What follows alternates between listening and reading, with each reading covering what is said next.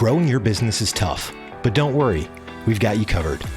We interview industry experts on how they've solved their most challenging business problems in SaaS or e-commerce. No fluff, just step-by-step playbooks to help you dominate your market and crush the competition. This is the How We Solve podcast. Here's your host. Hey, it's GQ here. Thank you for joining us on the How We Solve podcast. Today, I have with me Romain, co-founder and CEO of Gorgias, a customer support help desk specially designed for e-commerce stores such as Shopify and Magento. They work with more than 2,000 brands, including Steve Madden, Movement, and Rothy's. Welcome, Romain. Really excited to have you here with us today.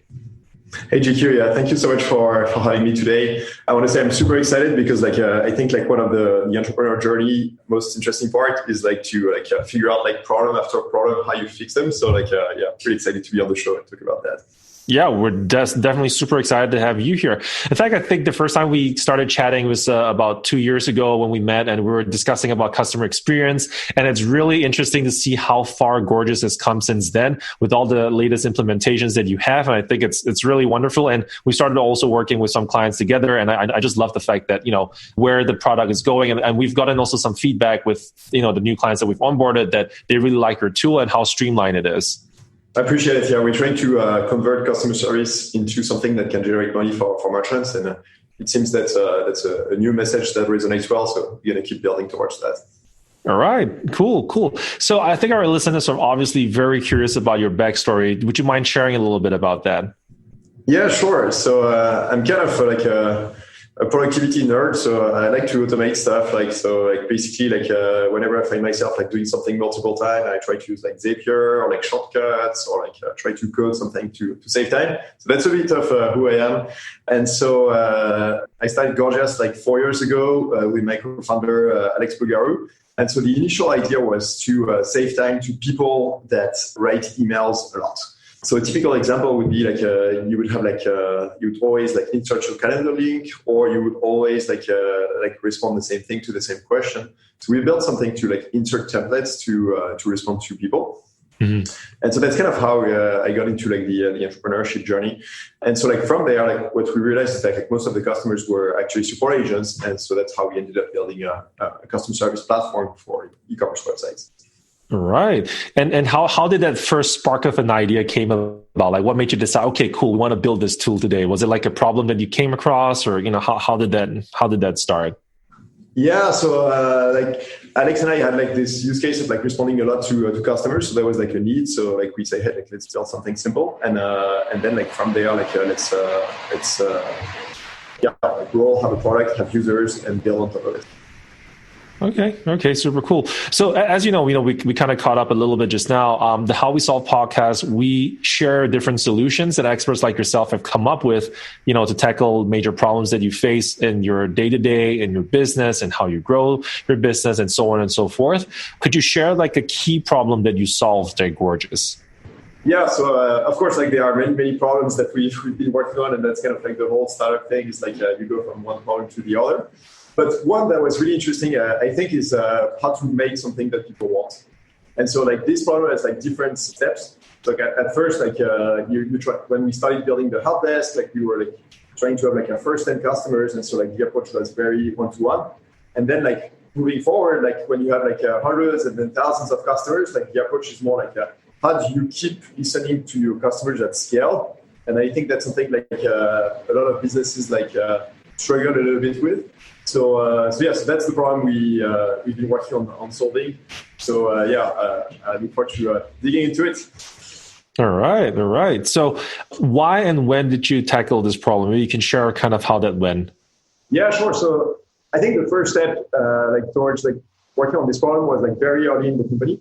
So we knew we wanted to build something to help agents provide a better customer experience. And so the first step was to we were just two people working on this idea. And so the first step is okay, let's start building a product, and then as much as you can basically one of the big mistakes that you can do when you build a startup is that you build something that is not that awful, and then nobody's going to use it. So the first way we started to focus on this problem was to say, hey, let's build something and let's try to sell it. and we would fail like for something like 7 or 8 months. Like I would like pitch 10 companies every week, and they would tell me, oh, it's interesting, and then like then radio silence after that. So like but what was really cool about this process, even though like it was like a succession of failures for months and months, is that every time there was like, oh, you don't have this thing, or like I like this, but it's not sophisticated enough. So the value of selling was more was not to make money, which is kind of strange at first.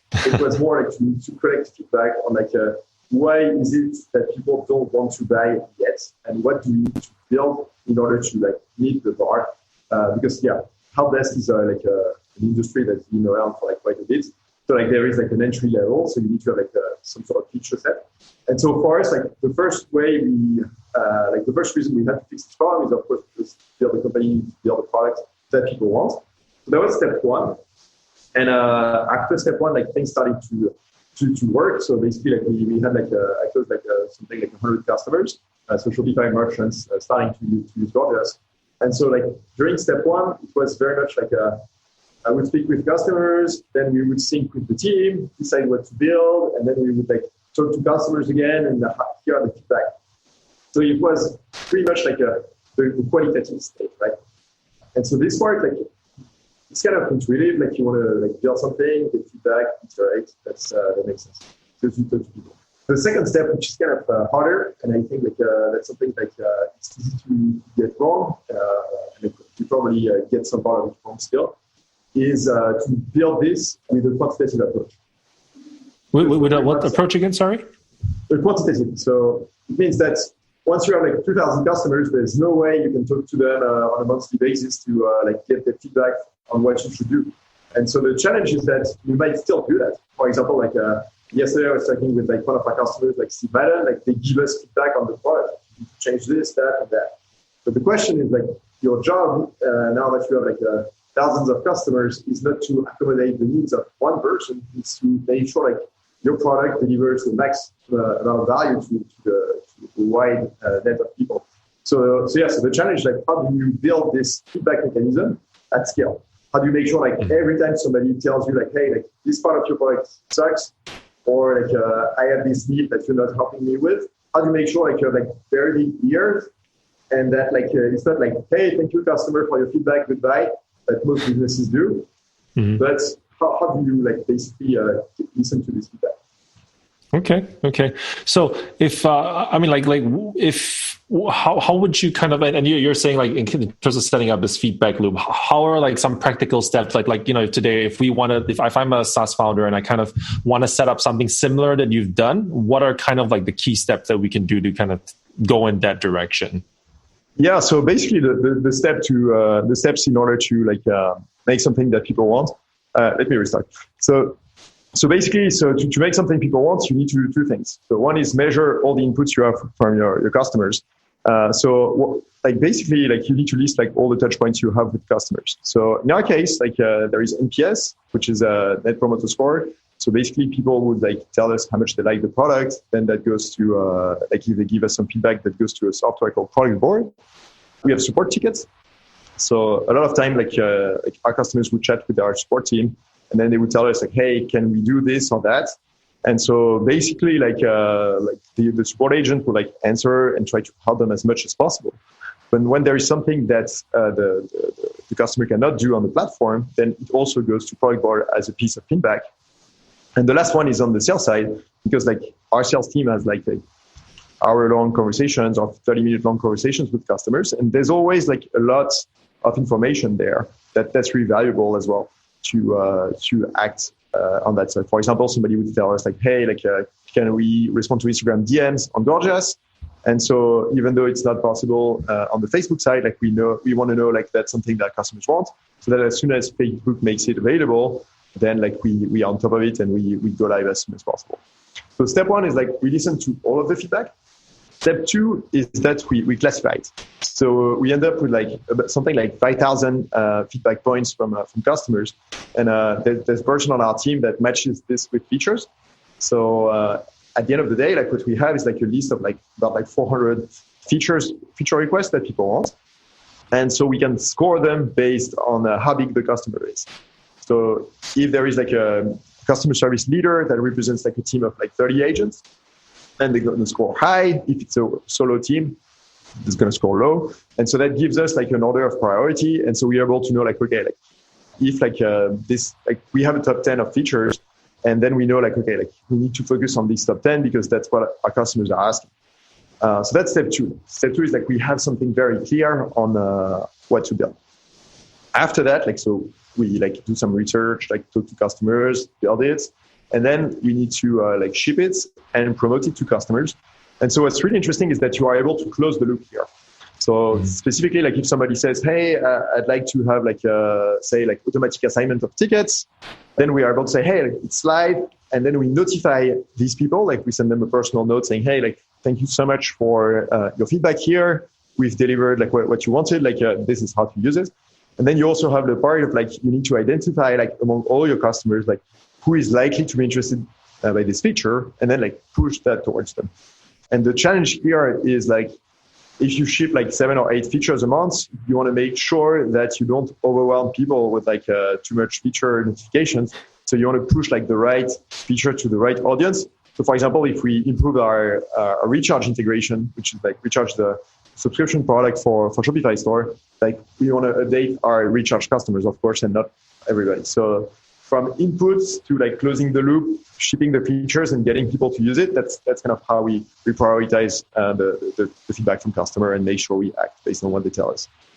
Okay. Yeah, I think that is really, really super helpful, because I think there's quite a bit of startups where it's like, how do you choose to prioritize the features that you need to develop for your product to move forward, right? And so I think what you suggested, what Romain suggested, is super fantastic. Kind of like understanding, prioritizing based on your customers' needs, and then understanding like the size and the not severity, but the urgency, I guess, and the prioritization of the task. That really will help a lot. 100%. Yeah. The challenge is that there is always a part that is like quantifiable, which is like listen to your customers. And then there is the part which is like build like something that you think is going to happen that your customers are not asking for right now. Mm-hmm. So there is like a debate on how you balance the two. So on our side, like we do something like 60% we build what customers want, and 40% we build like what we think they're going to want. So there is also always like this bet of saying, hey, like we think our customers want to make money from support. So let's like build some features. And then you, instead of like doing the feedback loop before, you do it after. So you launch the feature, you measure the usage, you ask customers what they want, and then you inform if that's a good idea or not. Yeah. Okay. Now, here's a really interesting question. So in the line of data, right? So there's always this concept of like, when you measure things, the concept of vanity metrics and maybe over measuring too many data points. What is your tip or your hack or your maybe principle when it comes to, what data points do you pick? How do you choose? Because I assume in this case, kind of like less is more. Like, what are the key metrics you would measure? How do you determine what to measure and, what to exclude? Because you can get so much information these days. Yeah, for sure. So on the Vanity Metrics side, like I'll take the easy part first and the complex part afterwards. So on the Vanity Metrics side, like basically Vanity Metrics are metrics that can only go up. So for example, you don't want to use how many times a feature has been used. You want to use how many times a feature has been used over a period of time compared to the previous period. So basically, like that's basically what we do on all our metrics. Like the metrics can go up or can go down. And so it's really important that they can go down, because otherwise you're just like, oh, like look how beautiful my startup is, but that's not reality. So you don't want to live in a fairy tale. Mm-hmm. So that's for Vanity Metrics. Yeah, the second part of the question, which is like, how do you like figure out like what data points you focus on and what are like the other things that you ignore? So I'd say there are like two approaches to it. Like one is the qualitative approach, which is to say, hey, like what are the things we care about, and just have a discussion with your team. So on our side, it's like how many messages are being sent, how long are agents spending on each ticket, are they using macros? And true, yes, we could track like what is the position of the tag they select in the like drop down of 200 things, but like it's not like one of our like top 10 metrics that we want to focus on. So like I think like it's more like a qualitative approach to like put you in the shoes of the customer and say, hey, like what are the things that matter, what are the things that take time, and that's how we like short list the things that we measure and focus on. Okay. typically one interesting thing here is like you want to have like a few North Star metrics. So like typically for a startup, that's like growth. And then that can be like value delivered to customers. What is value for customers? On our side, it's like how fast you respond to your customers and what is the satisfaction. And so like you have those North Stars here, and then you try to break them down into like 3-4 sub-metrics max. And so this way you are able to like focus on a set of like less than 10 metrics that inform your North Stars that are the directions in which you want to go.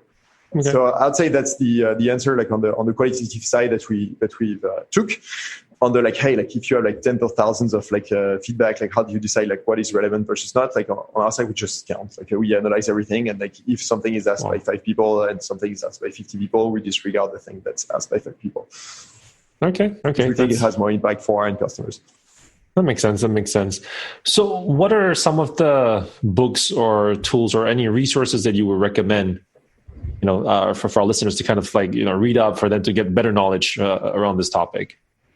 Yeah. So I think like there are like some fundamentals, and then there are some books and resources that are like for afterwards. So like fundamentals are like Lean Startup, like very like that's the classic that tells you like, hey, like you need to run this process of like listening, iterating. So I think like this one is good if you are not super familiar with the startup world. Then like 2 others that I found really interesting were a book called Personal MBA, which basically like tells you like if you were to do an MBA, like what would you learn, and like you can learn that like a good chunk of this in like a few hours of reading the book. As an anecdote, I did an MBA and I confirmed the book covers like a large amount of the MBA, so 100%. Nice. Another one that has been like very changing to me is a high output management. So this one is on how to build your organization with this mindset of measuring inputs, outputs, trying to always get better. So like the first one, like Lean Startup, is like to give you like the framework, and then like high output management is like how to run the framework at scale. And so it's by a guy called Andy Grove, which is kind of the leader of the precursor of modern management, who was like the CEO of Intel in the 80s. Okay. And then you also mentioned, what was that, personal MBA or something like that? Yep. So this one gives you like examples on like how you can build like small engines. So an engine is something or a machine that takes like inputs, converts them to outputs. And so that trains you to think of your business as a combination of small machines here and there. And so like what you want to do is act on how the machines work, how you can get more output or better quality output. And so that's basically like frame your mind in terms of like, hey, like how should I think of my business in order to maximize the value that is eventually delivered to customers. Right. Super cool. And just to kind of round it up, two more questions. Do you have a personal mission statement that you follow, that you live by? Yeah. So I'm European, so I'm not a big fan of like making bold statements of like, yeah, this is the mission of my life. But if I had to pick one, I'd say like automate work with data. It's kind of like when you asked me about, like, at the introduction, like I like to like automate things, find shortcuts, all that stuff. So that's something like I always try to do like in like my personal life sometime, and a lot in my role here at Gorgias. All right. Yeah. No waste, lean startup. I completely like that. Automate as much as you can. That's something that I think that I think, in fact, like this day and age right now, there's so many possibilities for people to kind of automate different aspects of their businesses or what they do, that it just helps them be more highly effective and, kind of rely less on having to, do excessive manual tasks. And so I think for example, the one thing that I like to bring up here with Gorgias that I really like from the get-go, one of the most popular workflows that you'll see, where is my order? So that is that is a really good one to just have up front there. So listening to 100%. Customers, I completely agree with that. That's really so true. So Romain, if someone wants to connect with you or with Gorgias, what's the best way to do so? Sure. So my email address is romain@gorgias.io. So like my first name at the company name.io. So I think that's the best way. Like I'm not so active on LinkedIn in terms of like responding to DMs. So emails is best. All right. So that's Romain@gorgias.io. That's ROMAIN. Romain and Gorgias.io. And Gorgias, by the way, is spelled as Gorgias, just because some people think it's like gorgeous, like, looking fabulous. Yeah. But I understood the Gorgias where it came from. Someone told me the backstory before, so it's funny. Different podcast. Probably. All right, cool. So while that wraps it up for our episode, thank you so much, Romain. And I think your insights will be so helpful for all of you viewers and listeners. So thank you so much for spending your time with us today. Sure. And I did like a bunch of like podcasts and like speaking engagement. And what has been really interesting is that afterwards, like sometimes there is like one or two things that hopefully are helpful to a few people. And so like I'm happy to have these conversations or email and like, hey, like you said that, but there is this problem that you didn't mention. Like, did you face it as well? So I love to have like this like conversations with people that want to build things. All right, cool. You've heard the man. So, all right. Thank you for tuning in and subscribing to the How We Solve podcast. Thanks for listening to the How We Solve podcast. Dominate your market and crush the competition with our step-by-step playbooks. Subscribe right now in your favorite podcast player or visit howwesolve.com.